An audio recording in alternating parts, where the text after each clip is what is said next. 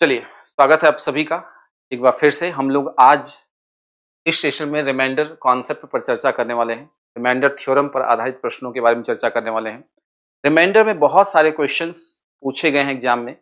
कुछ डिविजिबल जो डिविजिबिलिटी है उस पे अगर हट के देखा जाए तो कुछ नई चीज़ें पूछी जा रही हैं। दूसरी बात कि कोई आप लोग जानते होंगे कि अगर क्वेश्चन हम इस तरीके से बात करें, बेस बेस्ड ऑन आप कह सकते हैं कि डिविजिबिलिटी ऑफ एनी नंबर, ठीक है ना। जैसे मैं आपसे कह दूं कि यहाँ पर कोई नंबर है n है, सपोज करो ये a है और ये b है, ये c है ना। बेस्ड ऑन डिवीजन आप कह सकते हो, बेस्ड ऑन डिवीजन की बात कर सकते हो कि डिवीजन पर बेस्ड कैसे कैसे क्वेश्चन बन सकते हैं, हम उस पर भी चर्चा करेंगे।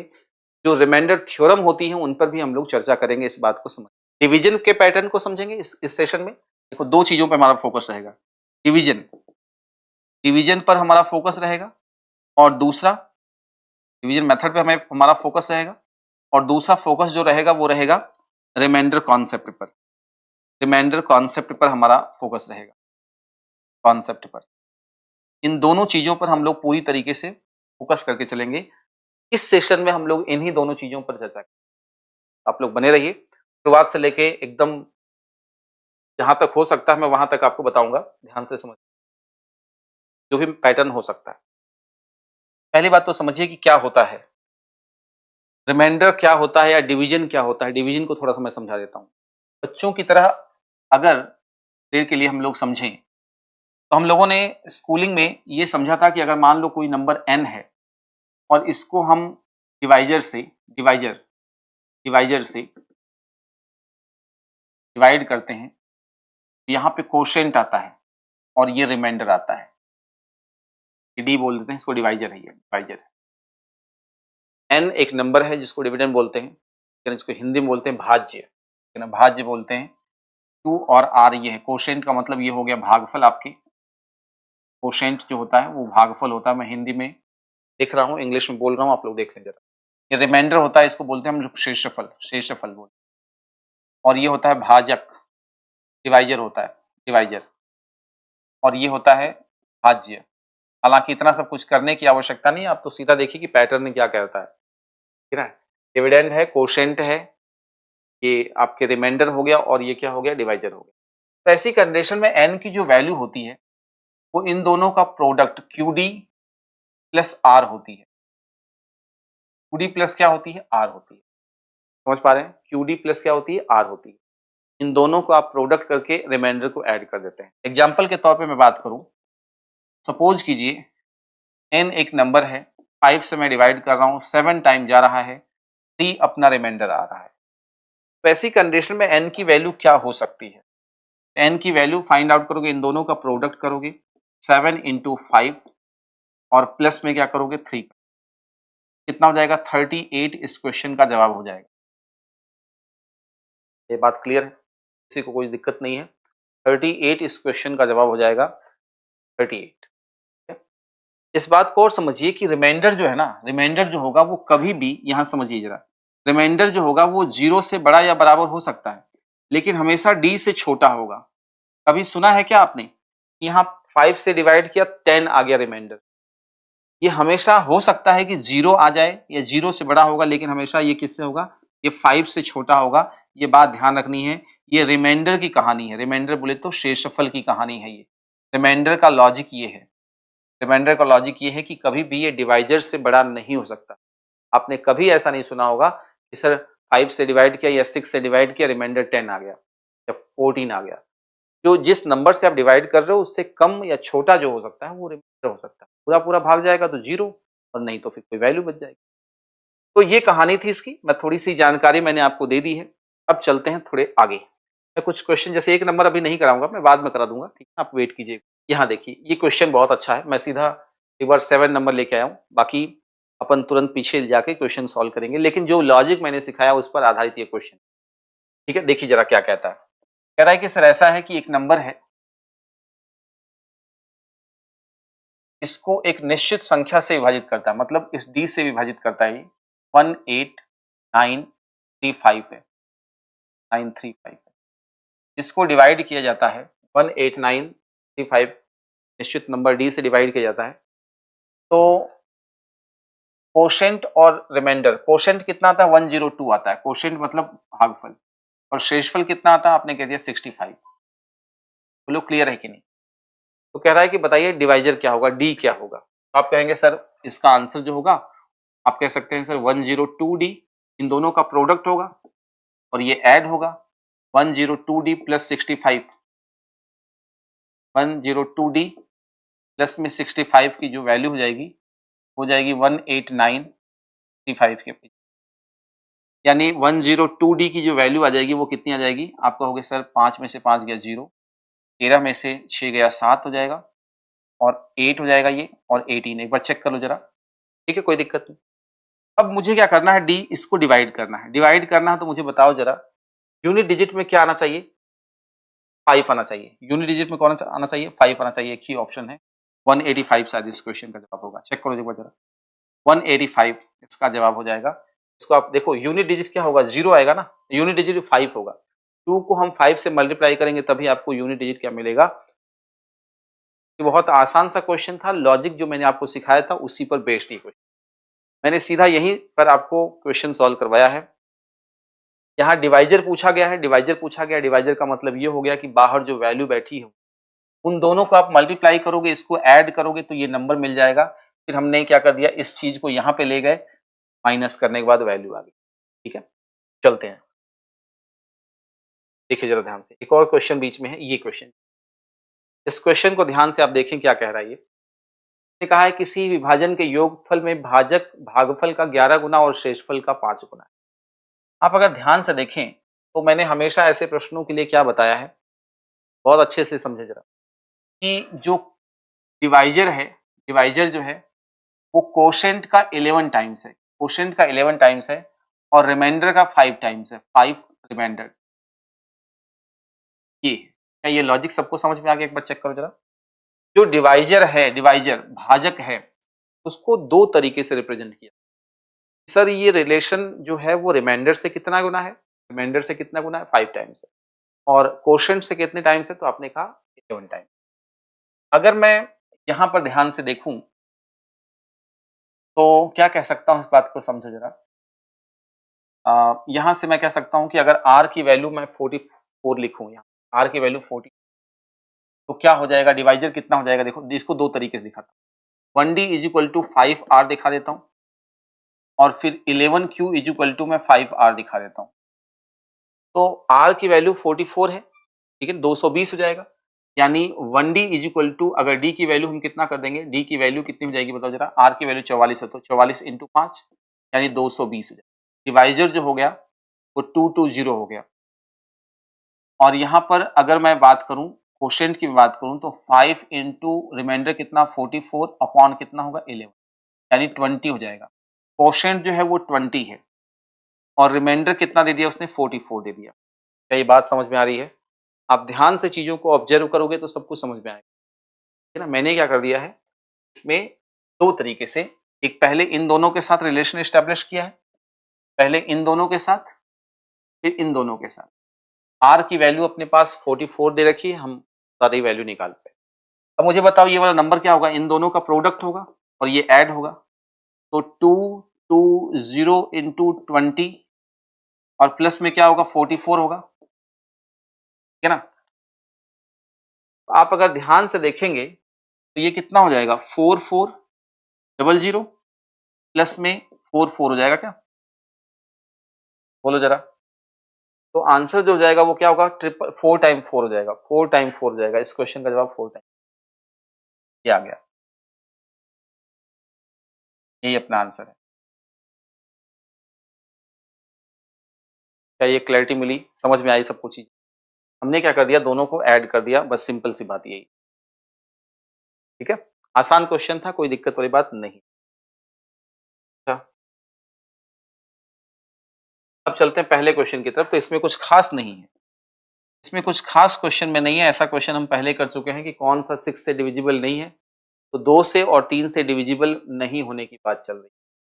तो 2 से तो सभी लोग हैं, 6 से देखो, 3 से कौन नहीं है, डीएस, डीएस 3 का मल्टीपल नहीं होना चाहिए, डीएस 3 या 3 का मल्टीपल नहीं होना चाहिए।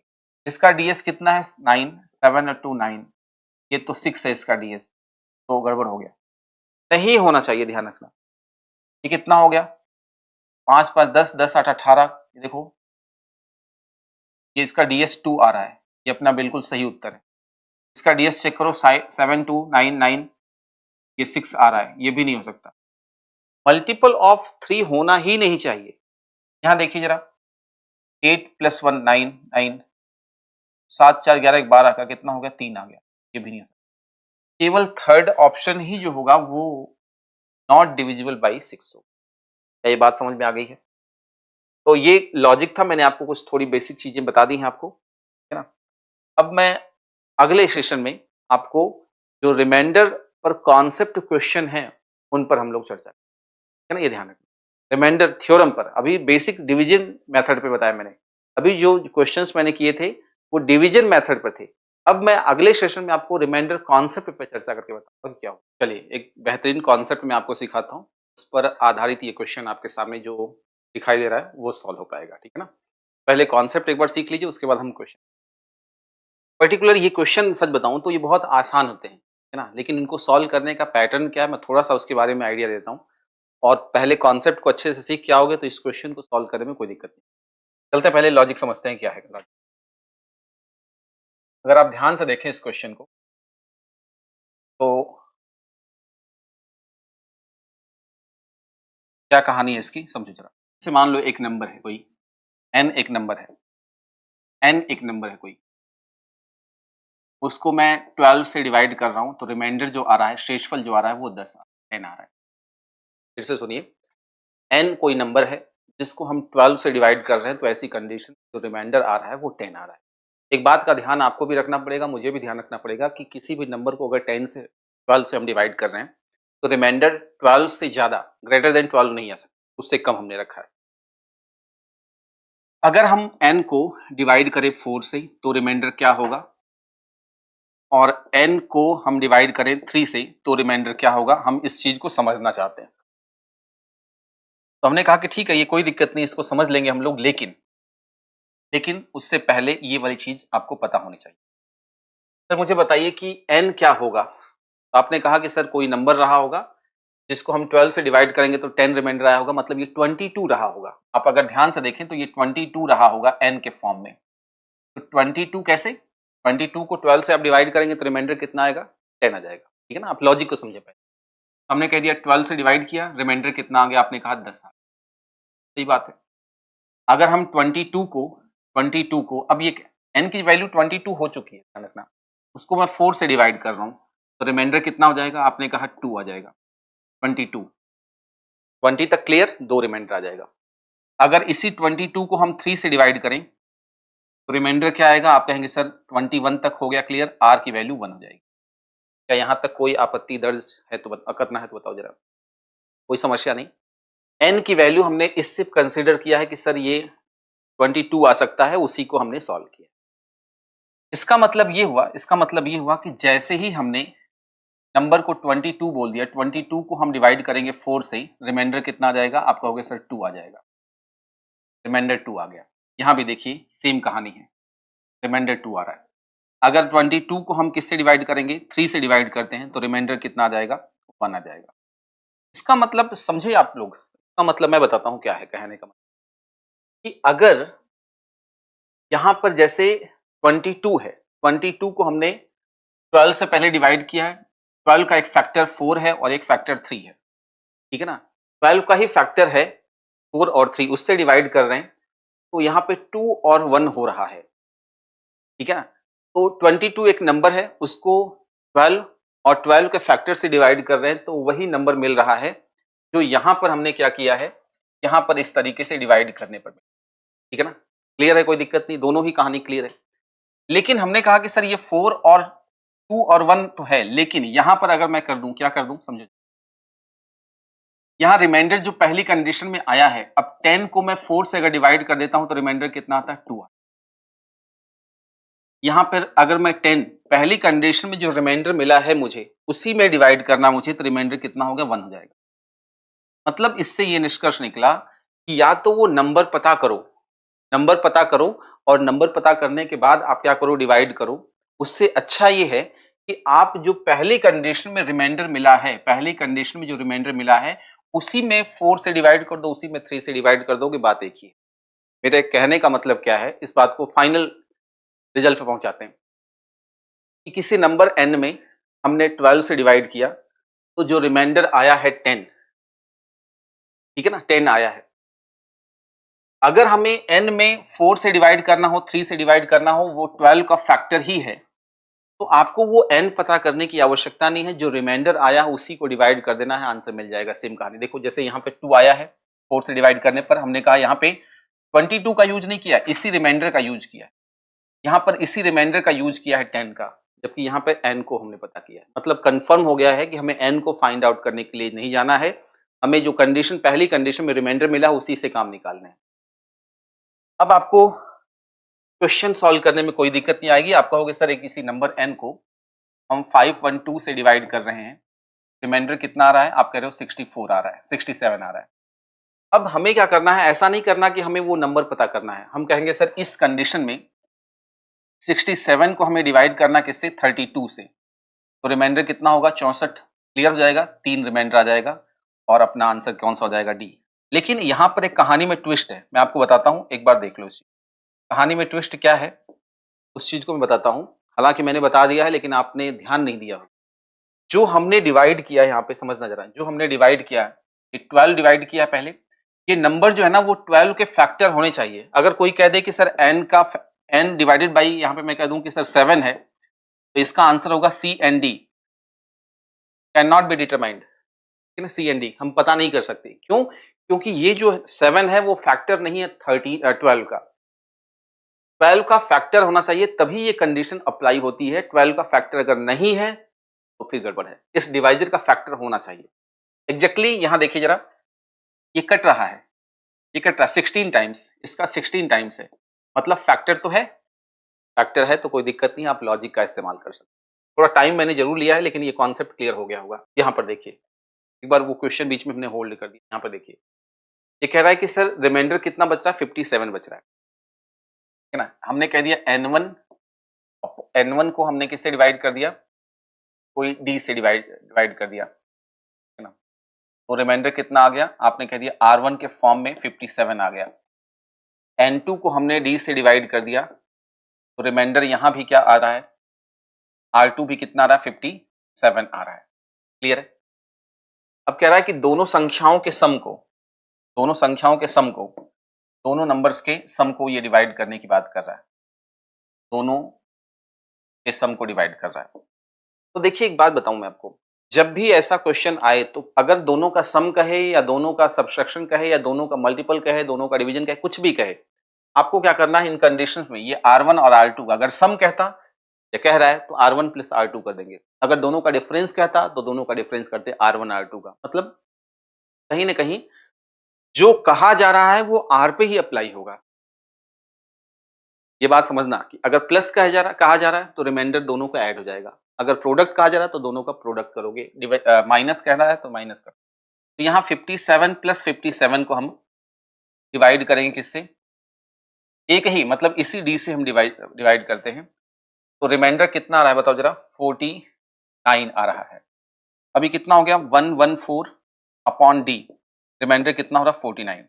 तो मुझे बताओ कि एक नंबर ऐसा होगा, एक नंबर ऐसा होगा जो कि डी के फॉर्म में होगा ऑप्शन से, और रिमाइंडर कितना होगा, 49 होगा। सिंपल सी बात, अगर हमको माइनस कर दे तो बात बन जाएगी। माइनस करने पर आंसर कितना रहा, 65। 65 को अगर डिवाइड करोगे ना, 65 को डिवाइड करोगे तो पता चलेगा कि 1 टाइम जाएगा और रिमाइंडर कितना आ जाएगा, 49 आ जाएगा। बात समझ पाए कि नहीं, मैं एक बार फिर से रिपीट करता हूं कि दोनों नंबर्स के सम की बात कर रही है अगर, तो इसका मतलब पहली कंडीशन में जो रिमाइंडर और दूसरी कंडीशन में जो रिमाइंडर बचा है उन्हीं का दोनों का सम करना है। अगर दोनों के प्रोडक्ट की बात करें तो दोनों के प्रोडक्ट r1 और r2 की बात करेंगे, दोनों के डिफरेंस की बात करें, दोनों के डिफरेंस की बात कर सकते हैं, मतलब r1 और r2 पे अप्लाई होगा। कभी स्क्वायर का सम कहता है तो आपको r1 का स्क्वायर प्लस r2 का स्क्वायर करके आपको डिवाइड करना है। तो यहाँ पर एग्जैक्टली यही था कि पहली कंडीशन और दूसरी कंडीशन में r1 और r2 के फॉर्म में 57 बच रहा था, और हमें कहा गया है कि दोनों का सम, दोनों का सम करके फाइंड आउट करिए। यहां पर देखिए सेम कहानी है, पहली कंडीशन में और दूसरी कंडीशन में रिमाइंडर क्या आ रहा है, 6 और 7 आ रहा है, 6 और 7 आ रहा है। तो हमने कह दिया कि सर ऐसा है कि दो नंबर अलग अलग हैं, तो एक ही डिवाइजर से डिवाइड करने पर रिमाइंडर R1 कितना आ रहा है, 6 आ रहा है, और N2 को हमें D से डिवाइड करने पर R2 जो है वो कितना आ रहा है, आपने कह दिया 7 आ रहा है। कह रहा है दोनों के सम को, दोनों के सम की बात कर रहा है, ये दोनों के सम की बात कर रहा है। हमने कह दिया कि सर दोनों के सम की बात करेगा तो R1 plus R2 divided by D, और D जो है वो फैक्टर, खुद फैक्टर तो है ही नहीं, वो नंबर है, हम तो फैक्टर तक चले गए हैं, वो तो नंबर सेम कह रहा है कि वो सेम उसी नंबर से डिवाइड करना है। तो आप कह दोगे सर ऐसा है 6 प्लस 7 डिवाइडेड बाई कितना, D कितना आ रहा है, वैसे तो रिमाइंडर कितना आ रहा है, 5 आ रहा है, कब है रिमाइंडर कितना आ रहा है, 5 आ रहा है। तो आप कह देंगे 13 को हमें डिवाइड करना है D से, तो 5 आना चाहिए, मतलब ये 8 होगा, मतलब ये 8 होगा, तभी तो 5 आ सकता है। आपने कहा बिल्कुल ठीक है कि नहीं। आप इस चीज को ऐसे भी कर सकते हैं, दोनों का डिफरेंस कर लें, वो डिवाइजर हो जाएगा। दोनों का डिफरेंस, आप पिछले क्वेश्चन की तरफ अगर चलें, जैसे यहाँ पे था, तो यहाँ पे दोनों का डिफरेंस कर लो, डिफरेंस, दोनों का डिफरेंस क्या है, 64 65, ठीक है, ये ध्यान रखें। अगले क्वेश्चन की तरफ चलते हैं।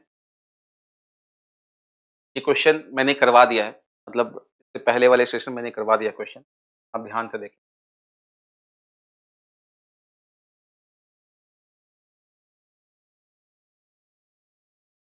ये वाला क्वेश्चन एक बार देख लो जरा, क्या है कहानी। ये कह रहा है कि सर एक ऐसा है कि एक नंबर है ना, ये बेसिक तरीके का, बेसिक जो पैटर्न है उस पर आधारित ये क्वेश्चन, डिवीजन के मेथड पे। एक नंबर को 78 से डिवाइड हम कर रहे हैं, कोशेंट कितना आ रहा है, 280 आ रहा है, और रिमाइंडर कितना आ रहा है, 0 आ रहा है ना। ये बात क्लियर है यहाँ तक, बिल्कुल बेसिक क्वेश्चन है, इसमें रिमाइंडर वाला कॉन्सेप्ट अप्लाई भी नहीं हो रहा। फिर आपने कहा अब क्या करूं, तो ये n जो होगा वो क्या होगा, आप कहोगे सर 78 इंटू क्या होगा, 280 होगा। आपने कहा बिल्कुल सही है, ये हमारा नंबर है, रिमाइंडर तो 0 है, तो कोई फर्क पड़ेगा नहीं उस चीज का, है ना। अब क्या करोगे, कह रहा है कि उसी नंबर को 65 से डिवाइड करना है, तो 78 इंटू 280, इसको हमें किससे डिवाइड करना है, 65 से, है ना। अगर आप ध्यान से देखें तो ये 6 बार चला जाएगा और ये 5 बार चला जाएगा, ये पूरा पूरा कट रहा है, पूरा पूरा कट रहा है, इसका मतलब रिमाइंडर क्या आ रहा है, 0 आ रहा है। ऐसी कंडीशन में R क्या होगा, 0 होगा। मेरी बात अगर समझ पाए तो ठीक है, नहीं समझ पाए तो मैं फिर से बता दूं कि अगर मान लीजिए 6 है, उसको हम डिवाइड कर रहे हैं 2 से या 3 से, वैसी कंडीशन में पूरा का पूरा वो डिवाइड हो रहा है, डिविजिबल है, हम सीधा-सीधा कह सकते हैं कि ऐसी कंडीशन में रिमाइंडर 0 होगा, क्योंकि पूरी तरीके से वो कट रहा है। आप ध्यान से देखेंगे तो पूरा-पूरा ये डिवाइड हो रहा है। ऊपर वाला जो पैटर्न है या ऊपर वाले जो एक्सप्रेशन है, वो कंप्लीटली डिविजिबल बाय 65 है। ऐसी कंडीशन में हम कह सकते हैं रिमाइंडर क्या होगा हमारा, ठीक है, आगे बढ़ते हैं। अगले क्वेश्चन की तरफ चलते हैं। चलिए, यहाँ देखिए, समझिए इस बात को। जैसे मैंने अभी बताया था कि अगर वो दोनों के सम की बात करें तो R1 प्लस R2 करेंगे। अगर दोनों के डिफरेंस की बात करें तो R1 माइनस R2 कर देंगे। दोनों का प्रोडक्ट कहे, कुछ भी कह सकता है। उसी तरीके से हो सकता है कि उस नंबर को 2 टाइम्स कह दे, 3 टाइम्स कह दे, 7 टाइम्स कह दे, तो भी पैटर्न सेम अप्लाई होगा। इस बात को ध्यान रखना। जब m को हम 7 से डिवाइड कर रहे हैं, तो रिमाइंडर क्या आ रहा है? 5 आ रहा है, 5 आ रहा है। अगर ये कह रहा है कि इसके 3 टाइम्स, के 3 टाइम्स को, 3m को हम डिवाइड करेंगे 7 से, तो रिमाइंडर भी कितना आ जाएगा, इसका 3 टाइम्स होगा। आप कहेंगे सर 15 आएगा रिमाइंडर। रिमाइंडर क्या आ गया? 15 आ गया। रिमाइंडर कितना आ गया? 15 आ गया। लेकिन जरा सोचिए और समझिए कि क्या ये 15 आ सकता है क्या? किसी भी नंबर को अगर हम 7 से डिवाइड करें तो क्या रिमाइंडर 15 आ सकता है? आपने कहा बिल्कुल नहीं आ सकता। क्यों? क्योंकि रिमाइंडर जो होगा वो लेस देन 7 आना चाहिए। सर ज़्यादा आ गया तो क्या करें? फर्दर डिवाइड करो, अगेन डिवाइड करो 7 से, रिमाइंडर कितना आ जाएगा? 1 आ जाएगा। ध्यान रखिए, जब भी कोई रिमाइंडर डिवाइजर से बड़ा आ जाता है तो आपको उसको छोड़ना नहीं है, तो फर्दर डिवाइड कीजिए। फर्दर डिवाइड करने के बाद जो रिमाइंडर आएगा उसको हमें कंसीडर करना है, और वो जो रिमाइंडर आएगा वो हमेशा क्या होगा? डिवाइजर से लेस देन होगा, भाजक से कम होगा, जैसे यहाँ पे हुआ है। अगर मान लीजिए आपको डाउट है अभी भी, मैं थोड़ा सा क्लियर कर देता हूँ कि मान लीजिए 22 को हम 7 से डिवाइड कर रहे हैं, रिमाइंडर कितना आएगा? आप कहेंगे सर रिमाइंडर 1 आ जाएगा। अब हमने इसका 2 टाइम्स कर दिया, इसका 2 टाइम्स कर दिया तो कितना होगा? 44। तो अगर r से डिवाइड करेंगे, 7 से डिवाइड करेंगे तो रिमाइंडर कितना आएगा? आप कहेंगे सर 2 आएगा। रिमाइंडर कितना आ गया? 2 आ गया। मेरे कहने का मतलब ये है कि अगर आपने नंबर को 2 टाइम्स किया है तो रिमाइंडर भी देखो 2 टाइम्स हो गया। अगर इसको नंबर को 3 टाइम्स कहेंगे तो रिमाइंडर भी क्या होगा? 3 टाइम्स होगा। लेकिन रिमाइंडर तो आ गया, क्या वो लेस देन 7 है? यहाँ पे लेस देन डिवाइजर है तो यहाँ पे नहीं था, इस वजह से हमने फर्दर डिवाइड। एक और क्वेश्चन सॉल्व करते हैं, सेम पैटर्न का क्वेश्चन है, सेम पैटर्न का क्वेश्चन है, इसको ध्यान से देखिए आप लोग। कह रहा है कि एक नंबर है n, तो हमें 5 से डिवाइड करने हैं, रिमाइंडर कितना आ रहा है? आपने कह दिया 3 आ रहा है। रिमाइंडर कितना आ गया? 3 आ गया। अब क्या करें, इस बात को समझो जरा। रिमाइंडर अगर 3 आ गया है तो कितने टाइम्स करने की बात चल रही है? 6n, 6 टाइम्स करना है। तो हमने कह दिया इसका 6n कितना होगा? आपने 6 से मल्टीप्लाई कर दिया, 6n अपॉन 5, रिमाइंडर ही 6 टाइम्स हो जाएगा। आप कहेंगे सर 18 आ गया। लेकिन क्या ये एक्सेप्टेबल है क्या? बताओ जरा, क्लियर करो इस चीज को। क्या किसी नंबर को 5 से हम डिवाइड करें तो उसका रिमाइंडर जो है वो 15 या 18 आ सकता? आपने कहा बिल्कुल नहीं हो सकता। तो हमें क्या करना पड़ेगा? फर्दर डिवाइड करना पड़ेगा। 18 को 5 से डिवाइड करना पड़ेगा, रिमाइंडर कितना आ जाएगा? इन्होंने मुझे लगता है कि ये कुछ और टिका दिया इन्होंने, ये हो जाएगा आपकी 3, है ना। टाइपराइटर के दिमाग में कुछ और चल रहा होगा, हो सकता है उनके मैडम का फोन आ गया होगा, कुछ और टाइप कर दिया इन्होंने। चलो मैं हटा देता हूँ इसको।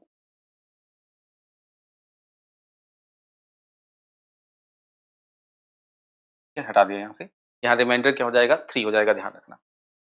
रिमाइंडर r जो होगा वो फाइनल आंसर अपना कितना। क्लियर है? और टाइप हो गया, ठीक है, कोई बात नहीं। सेंटीमीटर लिख दिया तो वैसे भी गलती होगी पूरी। ठीक है, आगे बढ़ते हैं। यहाँ पर देखिए, इस क्वेश्चन को ध्यान से पढ़िए। कह रहा है कि एक नंबर है जिसको हमें डिवाइड करना है 15 से, रिमाइंडर क्या होगा? मुझे लगता है कि ये छोटा बच्चा भी 10th क्लास नहीं, मैं तो कह रहा हूँ 6th क्लास का बच्चा भी इस क्वेश्चन को सॉल्व कर पाए। कह रहा है 15 से डिवाइड करना है, सोचिए जरा लेवल क्या है। 15 से डिवाइड करने पर रिमाइंडर क्या होगा? आप आराम से इस क्वेश्चन को बेसिक से डिवाइड कर सकते हो। 2023 मतलब 1 साल पहले प्रश्न आया हुआ है। अगर आप डिवाइड करेंगे तो क्या होगा? चलो मैं बच्चों की तरह कर ही देता हूँ। 151,314 है। मैं ज़्यादा इसमें क्वोशंट कितना ज़रा उस पे फोकस नहीं करूँगा, रिमाइंडर की तरफ फोकस। 10 टाइम जाएगा 150, 1 आ जाएगा, 3 आ जाएगा, 1 आ जाएगा, 0 भी चला जाएगा और 8 टाइम जाएगा 120 हो जाएगा, 11 हो जाएगा, 7 टाइम हो जाएगा क्या? कितना आ जाएगा? 9। तो ये पूरी तरीके से डिवाइड करने वाला था। कुछ लोग हो सकता है कि 2 बार ऊपर 0 ना लगाएं। भाग टूट गया जिसको बोलते हैं बचपन में। लोगों को पता ही नहीं चलता था कि भाग टूटता कैसे, मुझे खुद नहीं पता था पहले, है ना। पढ़ाते-पढ़ाते पता चला कि भाग भी टूटता है। हमें क्या पता था, हम तो 0 लगा देते थे ऊपर। बाद में उसका नाम दिया गया कि भैया भाग टूट गया। तो भाग टूट गया, तोड़ दो कोई दिक्कत नहीं, लेकिन रिमाइंडर जो होगा वो कितना होगा? 9 होगा। अगले क्वेश्चन की तरफ चलते हैं। अच्छा क्वेश्चन है, ध्यान से देखिए इस क्वेश्चन को। क्या कह रहा है क्वेश्चन? कह रहा है कि सर ऐसा है कि एक नंबर है, नंबर नहीं एक्सप्रेशन है, एक सीरीज है 9 + 9 टू द पावर 2, इस तरीके से चलते-चलते 2n+1 है, उसको हमें 6 से डिवाइड करना है। बहुत अच्छा क्वेश्चन है ये, one of the best question, ध्यान रखना। तो इसको अगर 6 से डिवाइड करेंगे तो रिमाइंडर क्या मिलेगा, ये पूछा गया इस क्वेश्चन। एक काम करते हैं, पहली बात तो कंफर्म करते हैं कि n की वैल्यू अगर 1 रखें, 2 रखें, 3 रखें, n की वैल्यू 1 रखते हैं तो ये कितने टर्म्स, ऑड टर्म्स तक है कि इवन टर्म्स है? तो मैं एक बात बताता हूं आपको। अगर ये ऐसा होता 9 + 9 टू द पावर 2 प्लस ऐसे करते करते 9 टू द पावर 2n होता तो हम कहते इवन प्लेस तक है, इवन टर्म्स है, इवन टर्म्स है। 2, 4, 6, 8 तक खत्म हो जाएगा। तो n की वैल्यू 1 रखोगे, 2 रखोगे, 3 रखोगे तो ये इवन टर्म्स है। लेकिन यहाँ पर 2n+1 होने का मतलब क्या है? 2n+1 होने का मतलब ये हो जाता है, आप इवन टर्म्स की बात नहीं कर रहे हैं, ऑड टर्म्स की बात कर रहे हैं। ठीक है ना। 9 + 9 का स्क्वायर और ऐसे चलते-चलते आपने 9 टू द पावर 2n+1 कह दिया। इसका मतलब हम ये सीधा-सीधा कह सकते हैं कि सर ऐसा है कि इवन यानी सम स्थानों तक की बात नहीं चल रही, अब यहाँ पर विषम स्थान तक की बात चल रही। विषम स्थान तक, विषम पदों की संख्या विषम में है ना, ऑड प्लेस तक है, ऑड टर्म्स है ये,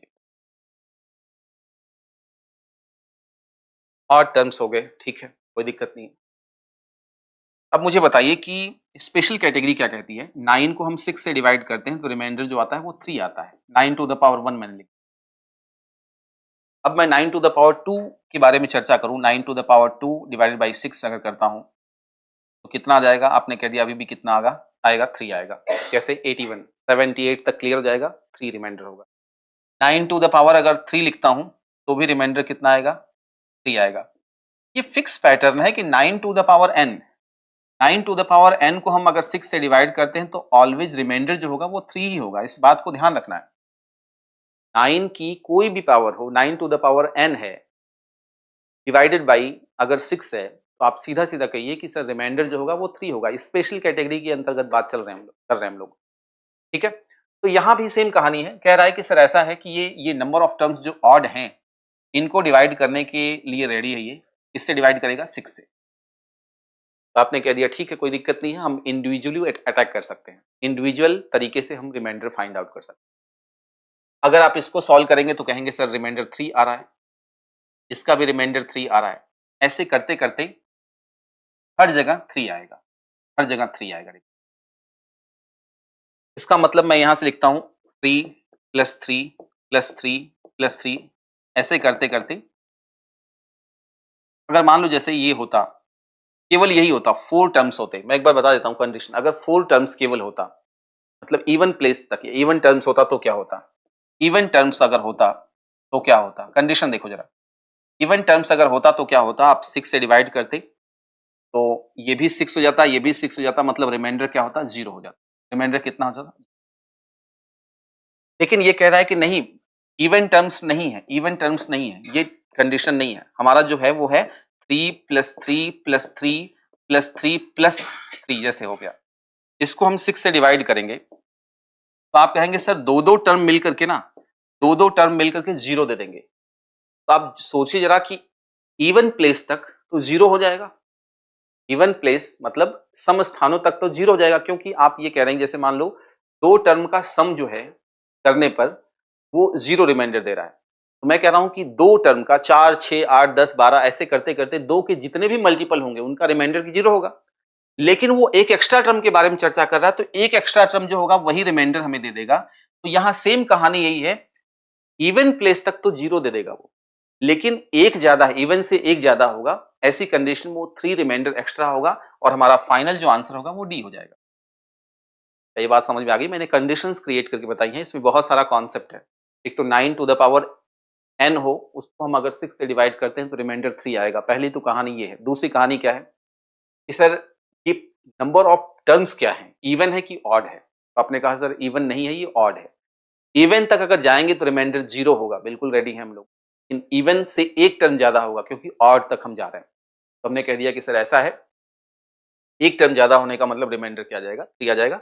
ये छोटे छोटे हमने कंडीशन क्रिएट करके, ये कंडीशन फर्स्ट और कंडीशन सेकंड के नाम से हमने किया है, ताकि आपको अच्छे से पता चल पाए कि इवन होता, अगर मान लीजिए 2n होता तो आपका आंसर क्या होता, और 2n प्लस 1 है तो क्या। अगले क्वेश्चन की तरफ चलते हैं। छोटा सा क्वेश्चन ये भी है, देखते हैं क्या हालचाल है इसमें। क्वेश्चन में कहा गया है कि सर ऐसा है कि 8 टू द पावर 8 है, प्लस में 6 है, उसको डिवाइड करना किससे? 7 से, और कह रहा रिमाइंडर क्या होगा। ऐसी कंडीशन में हम ये कह सकते हैं 8 to the power 8 plus 6 divided by कितना है? 7 है। देखिए इस 7 की या फिर डिवाइजर की भी कुछ उसूल है, डेली लाइफ में हमारे और आपके या फिर इंसानों के कुछ नियम कानून है, उसूल है। उसी तरीके से ये 7 भी एक उसूल वाला काम करता है। क्या है? ये कहता है कि मुझसे बड़े लोग होंगे ना, हम केवल उन्हीं पर अटैक करेंगे। फिर से समझिए कि अगर मुझसे बड़े नंबर होंगे सामने, उन्हीं पर मैं अटैक करूंगा। जो मुझसे छोटे होंगे, सीधा सीधा कह सकते हैं नाबालिग होंगे जो, उन पर अटैक नहीं होगा, बालिग होने का इंतजार किया जाएगा। तो यहाँ पर सेम कहानी है कि ये 6 पे अटैक नहीं करेगा। क्यों? क्योंकि 6 जो है वो लेस देन 7 है। तो अटैक किस पे होगा? अटैक केवल इस पे होगा, 8 टू द पावर 8 प्लस में 6 अपॉन 7 होगा। तो आपको पता होना चाहिए कि रिमाइंडर पॉजिटिव और नेगेटिव दोनों हो सकते हैं। रिमाइंडर पॉजिटिव और नेगेटिव दोनों हो सकता है, और आपको पता है कि नेगेटिव की पावर अगर इवन है, सम है, तो इसका जो रिजल्ट होता है वो हमेशा पॉजिटिव होता है, और नेगेटिव की पावर अगर ऑड हो, विषम हो, तो इसका जो रिजल्ट होता है वो हमेशा क्या होता है भाई, नेगेटिव होता है। ये दोनों चीजें पता होनी चाहिए आपको, दोनों ही लॉजिक आपको पता होने चाहिए। अच्छा, इसके अलावा कोई जानकारी? और बिल्कुल जानकारी है। जानकारी ये है कि अगर मान लीजिए कोई नेगेटिव रिमाइंडर लेके आ जाता है, आप में से कोई नेगेटिव रिमाइंडर लेके आ जाता है, जैसे मैं छोटा सा एग्जांपल पहले देता हूँ, यहाँ होल्ड कर देते हैं, थोड़ा सा लॉजिक मैं आपको सिखा देता हूँ। सपोज कीजिए मैं आपसे कह रहा हूँ कि 13 को हमें 7 से डिवाइड करना है, सपोज करो। किसी बच्चे ने क्या कर दिया, वन टाइम लिखा उसने, 7 हो गया और रिमाइंडर कितना आ गया, 6 आ गया। ये प्लस का ही होगा, आप खुश थे बिल्कुल कि कोई दिक्कत नहीं है। लेकिन सपोज कीजिए किसी बच्चे ने क्या कर दिया, उसने कह दिया कि सर ऐसा है कि मैं 7 2 टाइम्स ले जाऊंगा और 14 ले आऊंगा, वैसी कंडीशन में रिमाइंडर तो -1 हो गया। तो गलत नहीं है बच्चा, बिल्कुल सही है, आपको जानकारी नहीं है। जानकारी वैसे होनी चाहिए कि रिमाइंडर पॉजिटिव और नेगेटिव दोनों हो सकता है, लेकिन बचपन से हमें यही सिखाया गया है, रिमाइंडर हमेशा पॉजिटिव वे में ही रखते हैं, या फिर 7 को उतरे तक ले जाओ, लेस देन 13 या इक्वल टू 13 हो जाए, इससे ऊपर नहीं जा सकते। लेकिन अगर ऊपर चले गए तो नेगेटिव रिमाइंडर हो जाएगा। जब भी नेगेटिव आ जाए रिमाइंडर तो आपको परेशान नहीं होना है, पैनिक नहीं होना है। आपको क्या करना है, सीधा जिससे डिवाइड किया उसको ऐड कर दो, प्लस का 7, ये देखिए 6 आ गया। तो नेगेटिव रिमाइंडर अगर आ जाता है तो उसको पॉजिटिव में कैसे कन्वर्ट करते हैं, डिवाइजर का को ऐड कर देते हैं, वो पॉजिटिव में कन्वर्ट हो जाएगा, है ना, ये ध्यान रखना। तो ये दो चीजें थी जो आपको पता होनी चाहिए थी। यहां पर आप करोगे तो हालांकि +1 ही होगा, कोई दिक्कत नहीं है। 1 to the power 8 that is 1 और प्लस 7 6, 1 प्लस 6 कितना होगा, 7। 7 को 7 से डिवाइड करोगे, रिमाइंडर क्या आ जाएगा, 0। तो यहाँ कोई टेक्निकल पॉइंट नहीं था, मैंने एक कंडीशन जो क्रिएट की है वो आपकी जानकारी के लिए की है। इस क्वेश्चन में परफेक्ट तरीके से इस्तेमाल हुआ ही नहीं है, लेकिन मैंने 2-3 चीजें बता दी। एक तो 7 जो है या डिवाइजर जो है वो अपने से बड़े पे अटैक करता है, जैसे 8 है उस पे अटैक करेगा। दूसरी बात ये कि जो रिमाइंडर जो होता है वो नेगेटिव और पॉजिटिव दोनों हो सकता है। अगर नेगेटिव वे में कोई रिमाइंडर आ जाता तो उसको पॉजिटिव में हमें कैसे कन्वर्ट करना होता है, वो मैंने आपको बताया है कि डिवाइजर जो होता है उसको ऐड कर देते हैं। ठीक है? ये 2-3 चीजें थी वो इंपॉर्टेंट थी। आगे चलते हैं। ये देखिए, ये भी क्वेश्चन शानदार है। क्या कह रहा है, समझिए इस बात को। आपने कह दिया 265 टू द पावर कितना है, 4081 प्लस में 9 डिवाइडेड है कितना है, 266 है। अब यहाँ पे आपको देखने सुनने को मिलेगा कि नेगेटिव और पॉजिटिव क्या होता है। जैसे नेगेटिव रिमाइंडर कैसे होगा, या फिर मैंने पिछली स्लाइड पे जो यूज किया था, ये जो मैंने कॉन्सेप्ट आपको बताया था, इसका यूज अब होगा। मैंने आपको बता दिया है, नेगेटिव की पावर अगर ऑड हो तो नेगेटिव, और नहीं तो प्लस में आएगा। जब आप इसको डिवाइड करने जाएंगे, सपोज करो, तो ये कितना हो जाएगा, आपने कहा -1 हो जाएगा, क्योंकि 1 टाइम जाएगा, 266 ग्रेटर देन हो गया तो -1 हो गया। ये छोटा है तो इसको हम अटैक नहीं करा सकते। क्या ये -1 टू द पावर इवन है कि ऑड है, तो आपने कहा ऑड है, 2 से डिवाइड नहीं हो रहा पावर, मतलब ऑड है, दैट इज -1। और +9 होगा, ये आंसर कितना हो जाएगा, 8 होगा। ये 8 जो है वो 266 से बड़ा नहीं है, छोटा है तो कोई दिक्कत नहीं है, हम सीधा इसको रिमाइंडर कैटेगरी में डाल देंगे। हमने कह दिया कि सर इसका आंसर जो होगा वो 8 होगा। ठीक है, छोटा नंबर है, आइडियल कंडीशन है, कोई दिक्कत वाली बात नहीं है। Next question. ये भी क्वेश्चन देखिए, सारे के सारे, जैसे ये देखिए CHSL, मतलब अभी सच बताऊं तो रिकॉर्डिंग मैं कर रहा हूं आपके लिए, तो 2 या 3 महीने पहले की कहानी है ये, हार्डली। चलते हैं, क्वेश्चन देखते हैं क्या है। तो लेटेस्ट पैटर्न के क्वेश्चन सॉल्व हो रहे हैं, आप लोग इनको तो करना ही है। आप पिनेकल सॉल्व करोगे जैसे, या कोई मार्केट में और बुक है उनको सॉल्व करोगे, उससे अच्छा है कि आप वीडियो सॉल्यूशन को देखेंगे, ज़्यादा बेहतर तरीके से समझ में आएगा।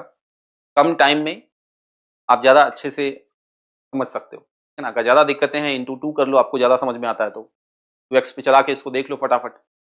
लेकिन लेटेस्ट ट्रेंड के जितने भी क्वेश्चन बन सकते हैं मैं सारे के सारे करवाऊंगा। सारे एडवांस मैथ्स में जितने भी टॉपिक्स आ रहे हैं, और सारे पिछले 2-3 साल के जो TCS ने पूछे, उन सभी क्वेश्चन का परफेक्ट जो सॉल्यूशन हो सकता है, इस चैनल के माध्यम से या इस वीडियो के माध्यम से आप तक पहुंचाया जाएगा, है ना। आप चाहे किसी भी कोचिंग इंस्टीट्यूट से पढ़ रहे हो, किसी भी ऑनलाइन ऑफलाइन पढ़ रहे हैं, आपको ये वीडियो अगर देखोगे तो आपको काफ़ी कुछ फ़ायदा मिलने वाला है ना। और मैं सच बताऊँ ऑफलाइन क्लासेज में भी सेम पैटर्न पे हम लोग क्वेश्चन लेते हैं। कई बार होता क्या है कि पहले ऑफलाइन वालों को तो सबसे ज़्यादा अच्छा क्या रहेगा कि जिस पैटर्न से उनको पढ़ाया गया है क्लासरूम में, सेम वही पैटर्न है। तो कोई चेंज नहीं है, जो आपको ऑनलाइन पढ़ा रहा है या ऑफलाइन पढ़ा रहा है वही ऑनलाइन पढ़ा रहा है यहाँ पे। तो आप कनेक्ट कर पाओगे कि मैंने क्लासरूम में क्या बताया होगा, सेम उसी पैटर्न का क्वेश्चन है, पॉजिटिविटी मिलेगी आपको, ठीक है ना? कॉन्फिडेंस मिलेगा कि हाँ, हम जो पढ़ रहे हैं वो बिल्कुल रेलेवेंट है और इसी तरीके से क्वेश्चन सॉल्व। जैसे ये क्वेश्चन देखिए, कह रहा है 8 टू द पावर 6 है और उसको हम +1 से डिवाइड कर रहे हैं, 7 से डिवाइड कर रहे हैं।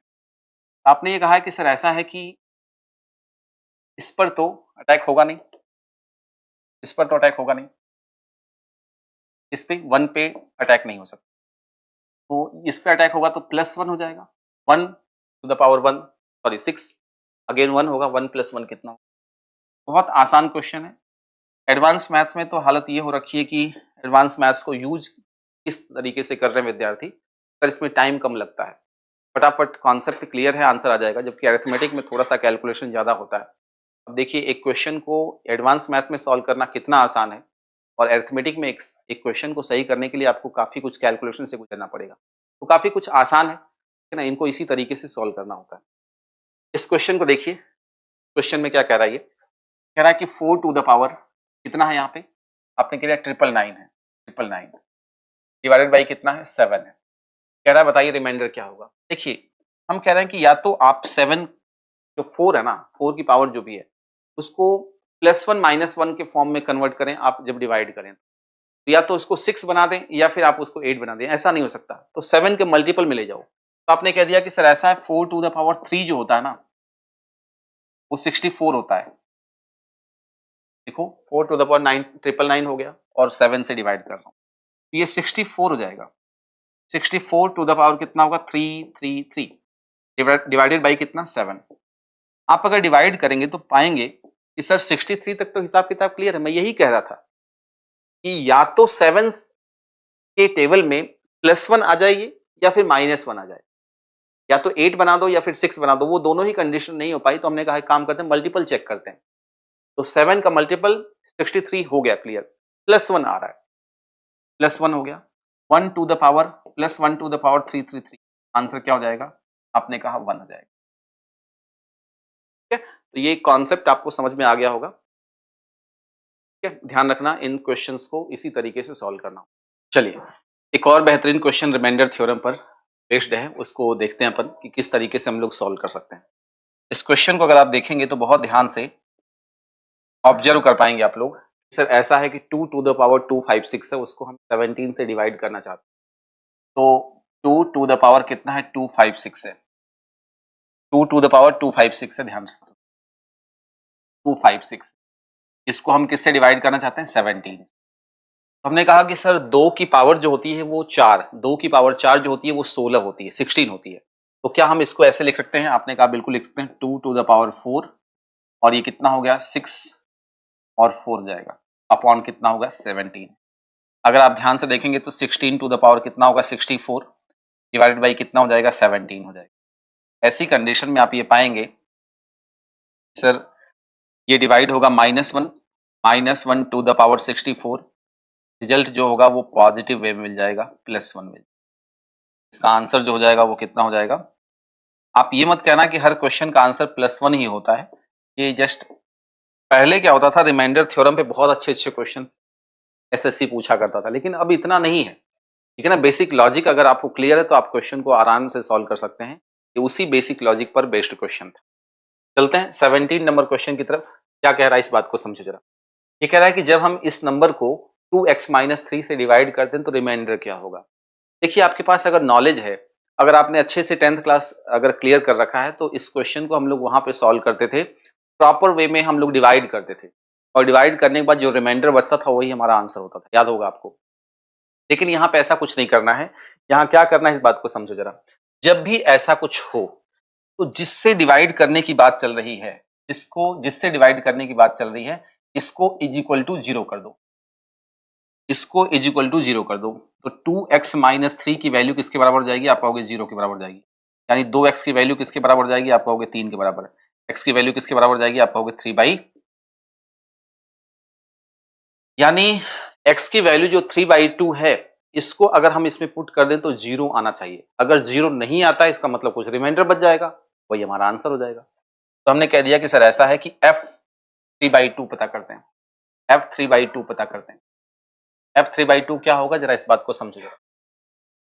तो जहां जहां x है, जहां जहां x है वहां वहां 3/2 होगा। जहां जहां x है तो x की वैल्यू कितनी है, 3/2 की पावर कितनी होगी 3, माइनस में 3, एक्स स्क्वायर का मतलब 3/2 का स्क्वायर हो जाएगा, प्लस में 6, 3/2 और क्या होगा माइनस में कितना हो जाएगा, आप कहोगे 2 इंटू ये से देखो जरा 9 27 में कितना हो जाएगा 4, 27/4 हो जाएगा, माइनस में कितना होगा 27/4 हो जाएगा, है ना, क्योंकि 8 है ना तो 2 से डिवाइड हो जाएगा तो 4 ही आएगा।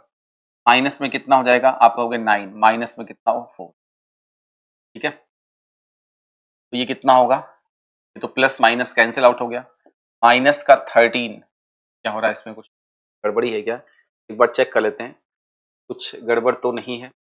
3x स्क्वायर ये 6x माइनस 4 है, ठीक, एक बार चेक कर लेते हैं, इसको डिवाइड करते हैं, -3/2 क्या +3/2 हो गया। एक बार क्वेश्चन को मैं चेक कर लेता हूँ क्या हाल चाल है।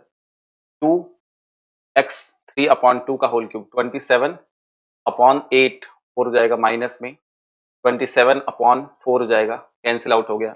अच्छा ये प्लस होगा, ओके ये प्लस होगा, कितना हो जाएगा, प्लस का 5 हो जाएगा, रिमाइंडर अपना क्या हो जाएगा, आंसर इसमें प्लस का 5 हो जाएगा, ठीक है ना। वो माइनस का मैंने लिख दिया था इस वजह से आंसर मैच नहीं कर रहा था, लेकिन प्लस का था रियल में, आंसर आ गया। जब भी ऐसा क्वेश्चन आए तो आपको डिवाइड नहीं करना बेसिक तरीके से, आपको जो ये जिससे डिवीजन करवाना है, जिससे डिवाइड करवाना है या डिवाइजर जो है उसको एज इक्वल टू 0 कर देंगे, उसकी जो वैल्यू आ जाएगी फंक्शन में पुट करने पर 0 आना चाहिए। 0 आता है तो वो फैक्टर होगा, नहीं आएगा तो रिमाइंडर मिल जाएगा, सिंपल सी बात है। नेक्स्ट क्वेश्चन की बात करते हैं। ये कह रहा है कि x to the power 17 plus 1 है, उसको x प्लस 1 से डिवाइड करते हैं तो रिमाइंडर क्या होगा। तो सिंपल सी बात है, हम अभी सीख के आए हैं, इससे डिवाइड करने की बात चल रही है, x प्लस 1 से, इसी को 0 के इक्वल कर दो, x plus 1 is equal to 0 कर दोगे तो x की वैल्यू क्या हो जाएगी, आप कहोगे सर -1 हो जाएगी, -1 हो जाएगी, आगे पुट कर दो -1, f -1 देखो जरा क्या है, -1 टू द पावर 17 और +1, तो ये -1 + 1 रिमाइंडर क्या हो जाएगा 0। देखो रिमाइंडर 0 आने का मतलब क्या है, इसका मतलब ये है कि ये नंबर है ना, इसका एक फैक्टर है, सिंपल सी बात है। फैक्टर होने का मतलब ये है कि वो इसको 0 कर देगा। पिछले क्वेश्चन में रिमाइंडर आ गया था तो फैक्टर नहीं था, आप समझ पा रहे हो कि नहीं। जब किसी फंक्शन को इज इक्वल टू 0 करके x की वैल्यू निकाल के उसमें पुट करते हो ओरिजिनल फंक्शन में या एक्सप्रेशन में, अगर 0 दे दे तब तो ये फैक्टर हो जाएगा इसका, ये फैक्टर है। पिछले क्वेश्चन में अगर 0 हो जाता तो ये एक फैक्टर होता, ये वाला फैक्टर होता, लेकिन 0 नहीं आया तो ये फैक्टर नहीं है, इसलिए रिमाइंडर दे रहा है। अगर ये फैक्टर होता तो इसकी वैल्यू, ये वाली वैल्यू इसमें पुट करते तो 0 आ जाता। बात ध्यान रखनी है। इस क्वेश्चन को देखिए क्या कह रहा है, ये कह रहा है कि सर ऐसा है कि एक तो ये फंक्शन है, एक्सप्रेशन दिया हुआ है, एक ये एक्सप्रेशन दिया हुआ है, इसको इससे डिवाइड करने पर रिमाइंडर इक्वल आता है, इक्वल रिमाइंडर आता है ना, इक्वल रिमाइंडर आता है। मतलब क्या है इसका समझो जरा, x की वैल्यू 2 पुट करूंगा इसमें और x की वैल्यू 2 पुट करूंगा इसमें, 2 जब पुट करूंगा तो दोनों ही 0 नहीं आएंगे, दोनों वैल्यू आएगी a के फॉर्म में, ये भी a के फॉर्म में आएगा और ये भी a के फॉर्म में आएगा, दोनों को एक दूसरे के इक्वल कर दूंगा, एक ही वैल्यू निकाल दूंगा। लॉजिक समझ में आया। तो मैंने कह दिया कि सर ऐसा है कि x माइनस 2 की वैल्यू को 0 हम पुट कर देते हैं, x की वैल्यू क्या हो जाएगी 2 हो जाएगी। x की वैल्यू 2 आते ही अब हमें करना क्या, सिंपल सी बात है, इसमें और इसमें दोनों में पुट कर देना है f2 और जो भी आएगा एक दूसरे के इक्वल कर देना है। तो मैं पहले मैं पुट कर देता हूं f1 फंक्शन, यहां पे 2 पुट कर देता हूं, 2 पुट कर रहा हूं, तो देखो जरा 2 2 की पावर 3 प्लस a है, एक्स स्क्वायर का मतलब 2 की पावर 2 प्लस में 3 2 माइनस में 5, सॉल्व करेंगे तो कितना होगा 16 -4a sorry plus 4a plus 6 -5, तो 16 6 22 में से 5 गया, कितना हो जाएगा 21 है ना, 21 + 4a। एक बार चेक करते हैं जरा। 16 6 22, 22 में से, तो 22 में से 5 गया ना, गलती कर दी। 16 और 6 22, 22 में से 5 गया, कितना होगा 17। 17 + 4a 17 + 4a हो जाएगा। 17 + 4a हो गया, पहली कंडीशन में हमने पुट 17 + 4a हो गया। अब F2 में अपन 2 पुट कर रहे हैं, इसमें पुट करने जा रहे हैं। x की पावर 3 है, x की पावर 3 का मतलब 2 की पावर 3 प्लस में 2 की पावर 2 माइनस में 2 2 प्लस a। यहाँ कितना होगा 8 + 4 - 4 प्लस में a, ये दोनों कैंसिल आउट हो गए, a + 8 आ गया। मुझे बताओ ये इक्वेशन फर्स्ट है और ये इक्वेशन सेकंड है। इक्वेशन तो नहीं बोलूंगा, मैं तो कह रहा हूँ रिमाइंडर। पहली कंडीशन और दूसरी कंडीशन में रिमाइंडर मिल गया, दोनों को इज इक्वल टू रखना है, दोनों को एक दूसरे के बराबर रखना है। तो 17 + 4a is equal to 8a + 8 हो जाएगा। तो 3a की वैल्यू कितनी हो जाएगी 3a है ना। 3a की वैल्यू किसके बराबर हो जाएगी बताओ जरा। आप कहोगे सर माइनस में 9, a की वैल्यू 3 आ रही है, माइनस में a की वैल्यू -3 आ रही है, ठीक है। a की वैल्यू -3 हो जाएगी। यहाँ पर मुझे लगता है थोड़ा सा करेक्शन है, एक बार मैं चेक कर लेता हूँ। एक बार थोड़ा सा चेक करना पड़ेगा कि यहाँ करेक्शन कुछ है कि नहीं है।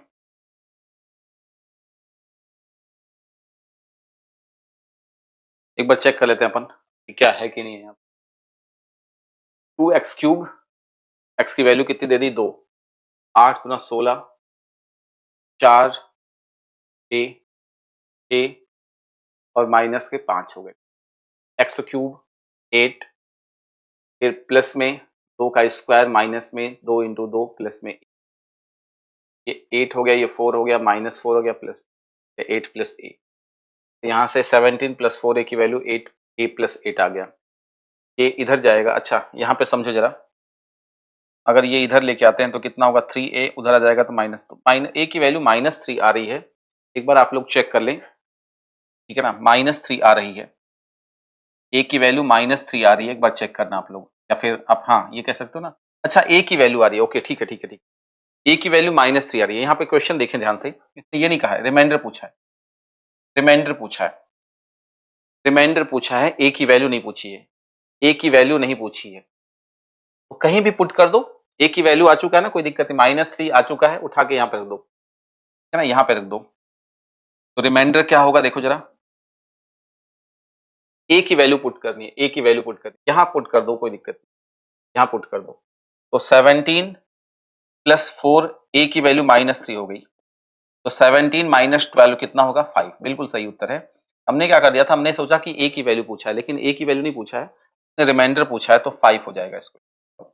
वैसे हार्ड कॉपी लेके बैठा हूं मैं, मुझे लगा कि यार कहीं गलती अगर हो सकती है तो एटलीस्ट अपन चेंज कर सकते हैं, लेकिन ऐसा कुछ भी नहीं था, रिमाइंडर फाइंड आउट करना था, ना कि a की वैल्यू। ठीक है, डाउनलोड कर लो, आगे चलते हैं। यहाँ पर देखिए क्या लिखा गया है, इस क्वेश्चन को ध्यान से आप पढ़िए। कह रहा है कि x - 5 से पूरी तरीके से डिविजिबल होने के लिए में क्या ऐड होना चाहिए। पहली बात तो ये पता करो कि f, यहाँ पे समझो जरा, x - 5 की वैल्यू किसके बराबर हमने कर दी 0 के बराबर। x की वैल्यू क्या हो गई 5 हो गई।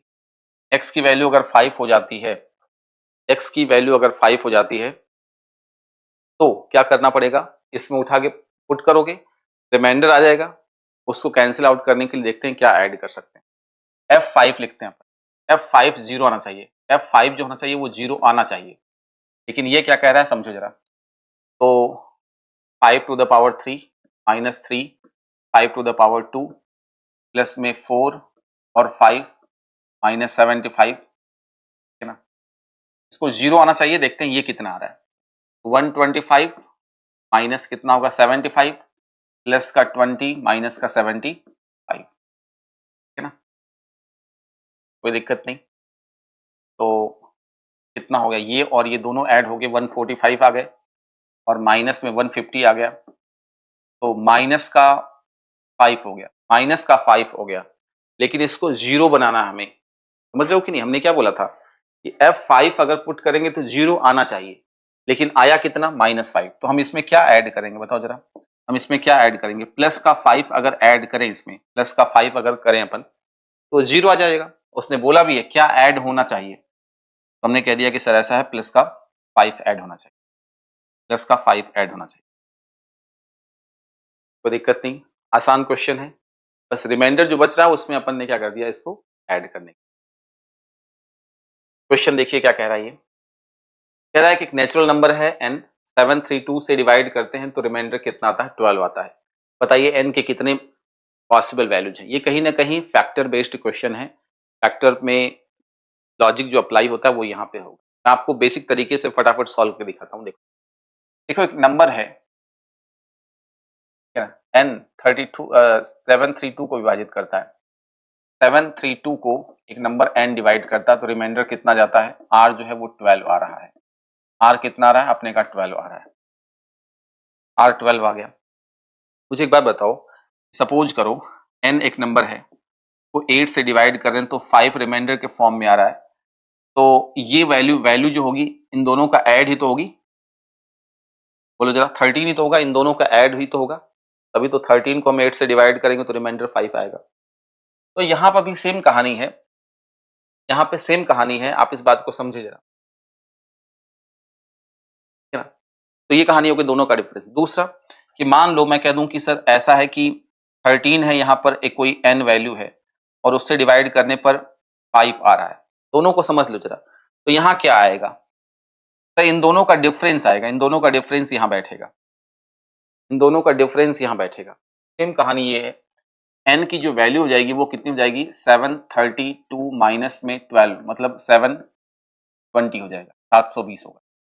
n की वैल्यू 720 हो सकती है, n की वैल्यू 720 हो सकती है, बिल्कुल मान्य है, बिल्कुल मानता हूं इस चीज को। जैसे यहाँ पर आपने कह दिया कि दोनों का डिफरेंस 8 है, लेकिन इस बात को समझो जरा कि n की वैल्यू क्या 5 से छोटी हो सकती है क्या?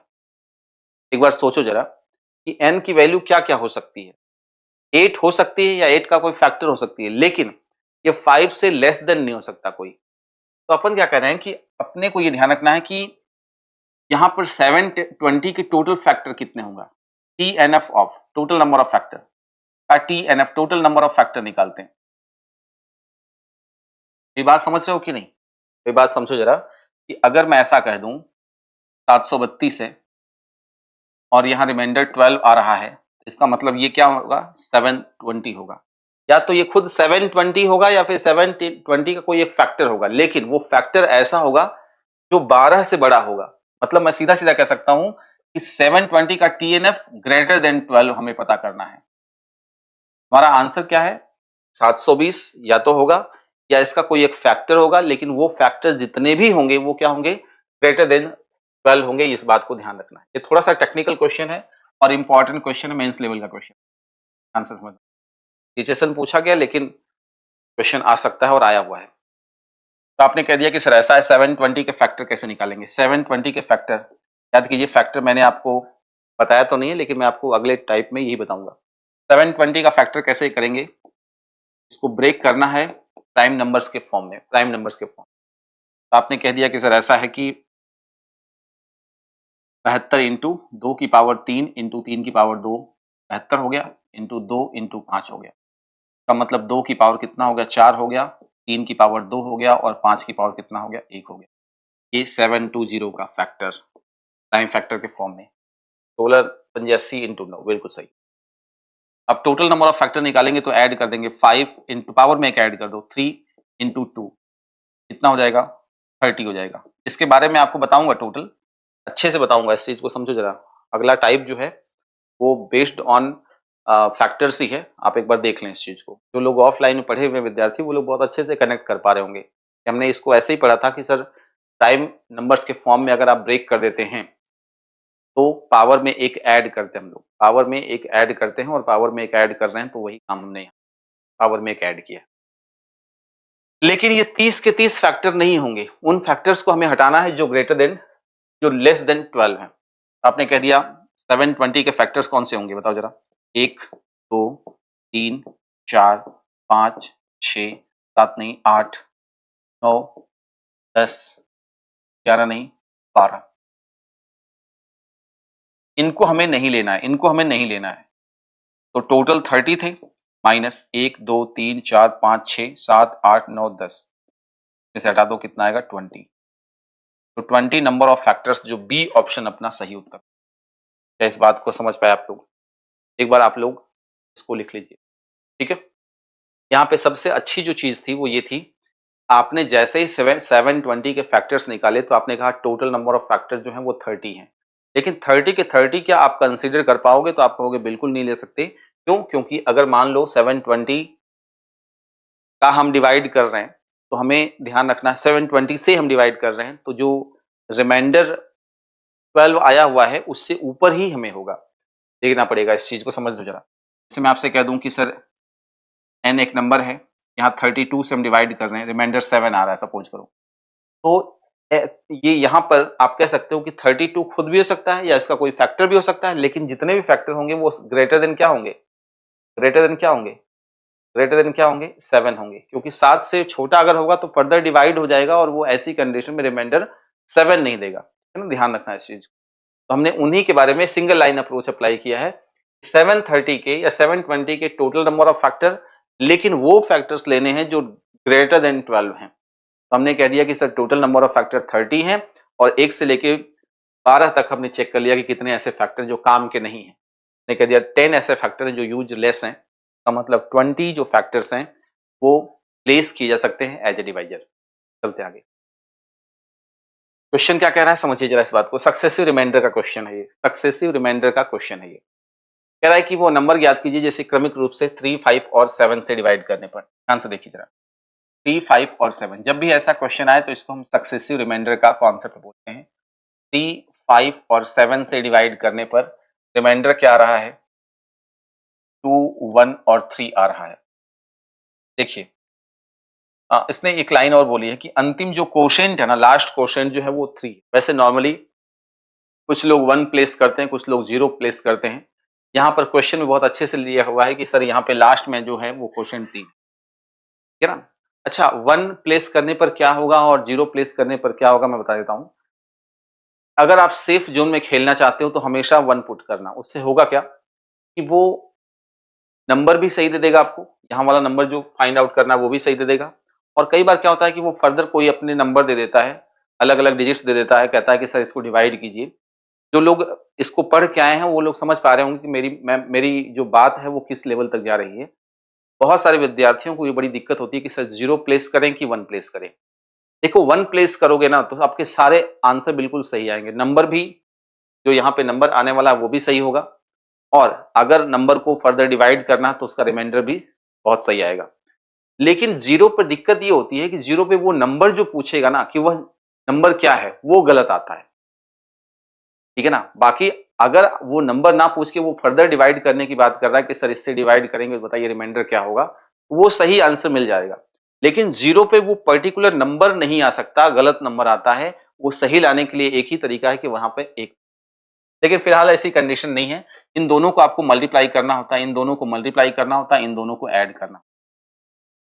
21 और 3 कितना होगा? 24 हो जाएगा।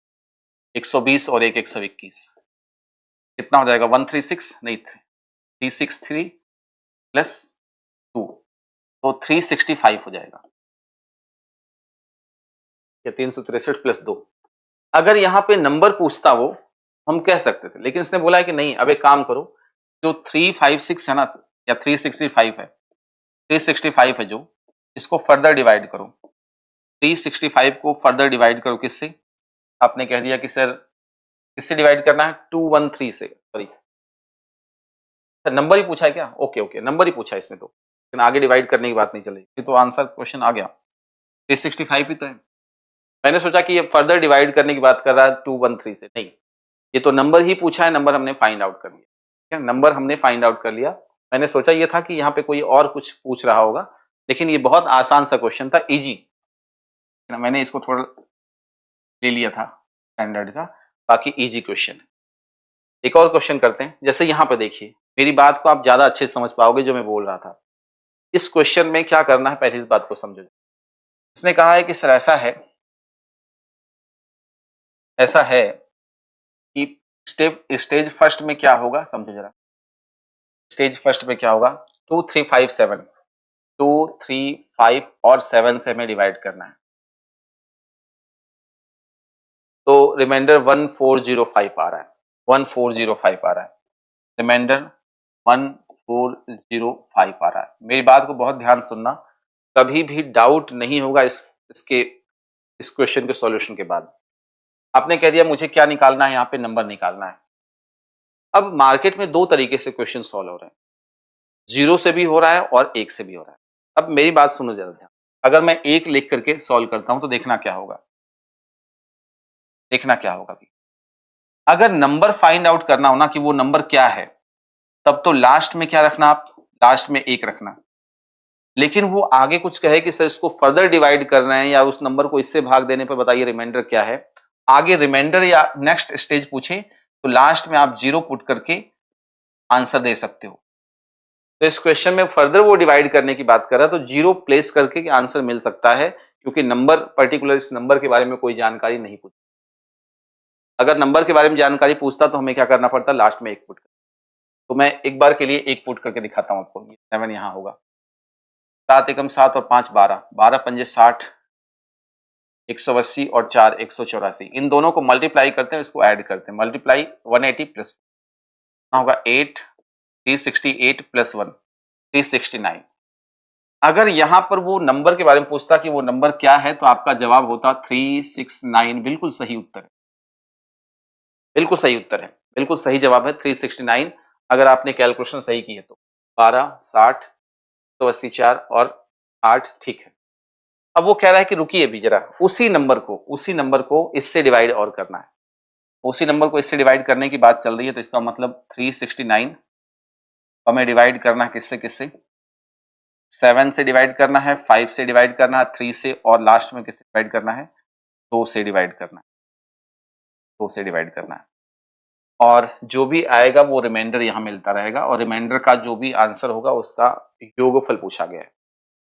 तो हमने कहा कि कितनी बार जाएगा, 5 बार जाएगा, 36 35 1 2 14 5 आ जाएगा, 5 10 50 और 2 3 3 क्वोशंट लिखना होता है, यहाँ क्वोशंट नीचे एक बार 1 आएगा और 1 आएगा, इनको ऐड कर दीजिए, इन सभी को ऐड कर दीजिए, 5 + 2 + 2 7 + 2 दैट इज 9। आंसर क्या जाएगा, ऐड करना, देखो लिखा हुआ ना, क्या लिखा हुआ है, what will be the sum of the remainder, है ना, जो रिमाइंडर मिला है उसका योगफल पूछा गया। इसी क्वेश्चन को मैं अगर 0 से करके दिखाऊं तो भी आंसर सेम आएगा, क्योंकि मैंने बोला ना कि अगर रिमाइंडर आगे आगे पूछे कुछ रिमाइंडर क्या होगा, तो आप 0 प्लेस करके भी कर सकते हो। तो मैं इसी क्वेश्चन को दूसरे मेथड से करके दिखाता हूं, आप ध्यान से देखिए जरा, ध्यान से देखिए इस क्वेश्चन। अगर मैं इसी क्वेश्चन को 0 से करके दिखाता तो क्या होता, 0 से करके दिखा रहा हूं मैं, देखिए ध्यान। अगर मैं यहाँ 0 लिखूंगा तो क्या होगा, कैलकुलेशन थोड़ी आसान हो जाएगी और आंसर के सेहत पे कोई फर्क नहीं पड़ेगा, अभी भी आंसर 9 ही आएगा, ध्यान रखना। तो हमने कहा कि सर अगर 0 कर दे तो ये कितना होगा, 5 25 70 और 4 79, और कितना होगा 188 + 1 159। मैंने क्या बोला था, नंबर जो आएगा वो 1 से ही आएगा, ये 159 जो आया हुआ है ना, ये सही नहीं है, ये सही नहीं है, लेकिन आपका आंसर सही दे देगा, ये आपका आंसर बिल्कुल सही दे देगा। देखो जरा, 159 को मैं डिवाइड करने जा रहा हूं इससे, 7 5 3 2, 7 5 3 और 2 से मैं डिवाइड कर रहा हूं, कितना जाएगा, 2 बार जाएगा 14 1 5 आएगा, ठीक है। फिर 4 बार आएगा 20 और 2, फिर 1 आएगा 1 आएगा, फिर यहाँ 0 आएगा, ये 1 आएगा। आप इनको ऐड कीजिए, तो ऐड करेंगे तो क्या मिलेगा, 9 मिल जाएगा। मैंने आपको क्या बोला था कि हमेशा ऐसा ध्यान रखना कि 0 प्लेस करने पर नंबर सही नहीं आ सकता। नंबर देखो 0 पर आया 159, लेकिन रियल वैल्यू क्या है इसकी, 369 है। तो अगर नंबर क्या है तो आपको 1 प्लेस करना है। अगर आगे कुछ नंबर्स दे रहा है, कह रहा है डिवाइड करो, बताइए रिमाइंडर क्या होगा, तब आप 0 करके आराम से अपना काम निकाल सकते हैं। देखिए जरा इस क्वेश्चन को, क्या कह रहा है इस बात को समझिए। कह रहा है कि 5 अंकों की वह छोटी से छोटी संख्या या बड़ी से बड़ी संख्या क्या है जो इससे डिवाइड किया जाए तो रिमाइंडर इतना बचता है। कि कोई भी नंबर हो ना, समझना जरा, कोई भी नंबर हो, जैसे मैं आपसे छोटा सा एग्जांपल लेता हूं। मैंने कह दिया कि सर ऐसा है कि 12 है, 12 को हम 9 से डिवाइड करेंगे तो रिमाइंडर क्या आएगा, आप कहेंगे सर 3 आएगा। हमने कह दिया कि सर 16 को हम डिवाइड कर रहे हैं 9 से, रिमाइंडर कितना आएगा, आप कहेंगे सर 7 आएगा। आप इस बात को समझिए कि किसी भी नंबर को अगर n 9 से डिवाइड कर रहे हैं तो रिमाइंडर वही आता है जो इसका ds होता है, इसका ds कितना है, 3 है, देखो 3। इसका ds कितना है, तो आपने कहा इसका ds जो है वो 7 है। तो जो नंबर का ds होता है वही रिमाइंडर मिलता है। किसी भी नंबर को 9 से डिवाइड करने का मतलब यह है कि रिमाइंडर हमको वो मिलेगा जो इसका ds है। ठीक है ना, जैसे आपने कह दिया कि सर 15 है, 15 को 9 से डिवाइड करोगे तो इसका ds कितना है, 6 है ना, इसका ds कितना 6 है, तो इसका रिमाइंडर भी क्या मिलेगा आपको, 6 मिलेगा। तो यहां पे इस क्वेश्चन को देखिए, कह रहा है कि कोई भी नंबर है 18 से हम डिवाइड कर रहे हैं तो रिमाइंडर क्या होना चाहिए, 7 आना चाहिए। तो इसका मतलब हमें एक ऐसा नंबर होगा जिसका ds जो होगा वो क्या होगा, 7 होगा। ds कितना होगा, आपने कहा 7 होगा। अब देखिए इसका ds डिजिटल सम मैंने बहुत अच्छे से बताया है कि आप किसी भी तरीके से 9 बना दीजिए। तो देखो ये तो ds इसका 9 आ रहा है, इसका कितना आ रहा है, 8 8 16 7 आ रहा है। इसका अच्छा ये कितना हो रहा है, 16 हो रहा है क्या, हाँ ये हो सकता है, ये हो सकता है, ये भी हो सकता है, ये नहीं हो सकता, ये भी हो सकता है। इसका भी ds 7 है, इसका भी ds क्या है, 7 है। लेकिन वो बड़ी से बड़ी संख्या की बात चल रही है, तो बड़ी से बड़ी संख्या क्या है, 999, ठीक है, बोलो जरा, 999, 4 टाइम 9 और 7 है। एक बार आप लोग चेक कर लीजिए, आंसर आ गया आपका, ठीक है ना, एक बार चेक कर लीजिए आप लोग। बड़ी से बड़ी संख्या के बारे में पूछा गया है तो आंसर क्या हो जाएगा, 99997, खत्म कहानी। बड़े से बड़ी संख्या के बारे में पूछा गया है, ठीक है ना। ये बहुत आसान सा क्वेश्चन है, ऐसे नहीं करना कि एलसीएम निकालने बैठ गए, जो लॉजिक बताया गया उसके अंतर्गत। चलिए इस क्वेश्चन को देखिए और सेशन को एंड करते हैं इस क्वेश्चन के साथ ही। कह रहा है कि इसको और इसको एक ही नंबर से डिवाइड करना होता है। 421 को हम एक नंबर डी से डिवाइड कर रहे हैं और 427 को हम एक ही नंबर यानी डी से डिवाइड कर रहे हैं। तो यहां भी रिमाइंडर जो R1 आ रहा है और यहां भी R1 आ रहा है। इसका मतलब डी के फॉर्म में जो नंबर होगा वो इन दोनों का डिफरेंस यानी 420 होगा और यहां भी डी के रूप में 426 हो जाएगा। बोलो क्लियर है कि नहीं, ठीक है, कोई दिक्कत नहीं यहां तक। अब वो कह रहा है कि सर ऐसा है कि कितने नंबर्स को डिवाइजर के फॉर्म में रखा जा सकता है, कितने नंबर को डिवाइजर के फॉर्म में रखा जा सकता है।